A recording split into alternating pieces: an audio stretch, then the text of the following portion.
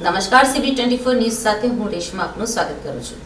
આજે અમદાવાદ ખાતે માનનીય કેન્દ્રીય ગૃહ અને સહકારિતા મંત્રી શ્રી અમિતજી શાહના આહવાનને અનુસરીને કર્ણાવતી એગ્રીકલ્ચર માર્કેટ યાર્ડની શરૂઆત થઈ છે।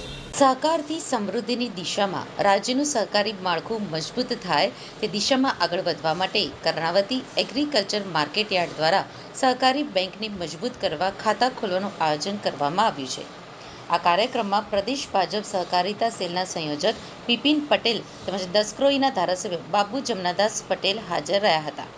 Karnavati agriculture market yard Ropda ગામ દ્વારા વિવિધ વેપારીઓ ખેડૂતો માટે બેંક ખાતા ખોલવાનું આયોજન કરાયું છે।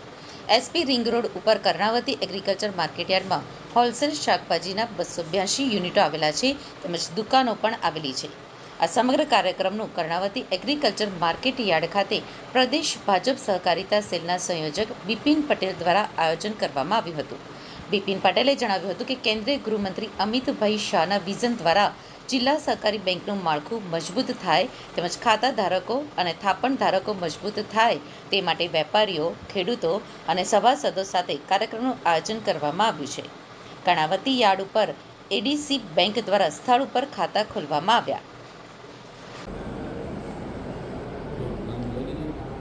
બિપિનભાઈ, આજે જે રીતે કાર્યક્રમ કર્ણાવતી એગ્રીકલ્ચર માર્કેટમાં યોજાવા જઈ રહ્યો છે, જેમાં જિલ્લાની જે બેંક છે તેને મજબૂત કરવા માટેનો આ કાર્યક્રમ યોજાયો છે, જે સહકારી ક્ષેત્ર માળખું મજબૂત થાય તે માટે કઈ રીતનો આ કાર્યક્રમ છે અને કઈ રીતનો આ મેસેજ આપો?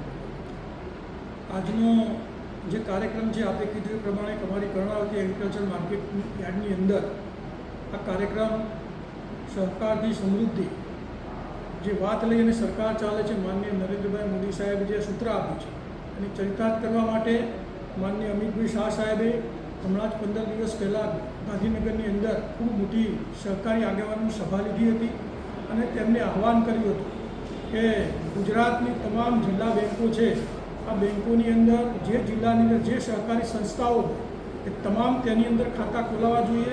સાથે સાથે એમને APMC આવતી હોય, ખેડૂતો હોય, સભાસદો હોય, આ તમામ લોકોએ જિલ્લા બેન્કોની અંદર ખાતા ખોલાવવા જોઈએ, જેના કારણે સહકારના પૈસા સહકારી બેંકની અંદર રહે અને આ બેન્કો જે બેન્કો છે મજબૂત બેન્કો બને અને સાથે સાથે આ બેન્કોની અંદર જે થાપણો વધે એ થાપણો દ્વારા પણ જિલ્લાની અંદર આવતા ગામોની અંદર જે ખેડૂતો છે, પશુપાલક છે, એમને ત્યાંથી વધુમાં વધુ લાભો મળે અને આ ગામના છેલ્લા ઘરની અંદર, છેલ્લા વ્યક્તિની અંદર સહકારિતાનો લાભ મળે એ પ્રકારનું આયોજન આજે અમે કર્ણાવતી માર્કેટ યાર્ડની અંદર અમે બધા જે અમારા વેપારીઓ છે એ વેપારીઓને અહીંયા બોલાયા છે, તેના કામ કરતા કર્મચારીઓ બોલાયા છે, આજુબાજુ ગામોના સરપંચો અને મંડળીના ચેરમેનો અને તેના સભાસદોને બોલાયા છે અને આજે મોટી સંખ્યાની અંદર જે પણ લોકોના અમારી જિલ્લા બેંક કે અમદાવાદ ડિસ્ટ્રિક્ટ બેંકની અંદર જે ખાતા નથી એ તમામ લોકોના આજે અમે જિલ્લા બેંકો મજબૂત થાય, સહકારી માળખું મજબૂત થાય અને સહકારથી સમૃદ્ધિની વાત સાથે અમે આજે આ કાર્યક્રમ અમે અહીંયા કરેલો છે। કર્ણાવતી એગ્રીકલ્ચર માર્કેટ છે, સહકારી ક્ષેત્ર ખૂબ મોટી આજે માર્કેટ ઊભું થયું છે। હવે આગામી દિવસોમાં કઈ રીતે સહકારી ક્ષેત્રે મદદરૂપ થઈ રહ્યા છે અને કઈ રીતે કામગીરી કરી રહ્યું છે? અમારું આ પ્રાઇવેટ માર્કેટ આપ જુઓ છો એ પ્રકારે અદ્યતન સુવિધાવાળું આખું માર્કેટ છે। આ માર્કેટની અંદર અમે બેંક, અમદાવાદ ડિસ્ટ્રિક્ટ બેંક એટલે આજે જે બેંકની અંદર કાર્યક્રમ કરવા જઈ રહ્યા છે એ પણ બેંક અહીંયા ટૂંક સમયની અંદર ખુલી રહી છે।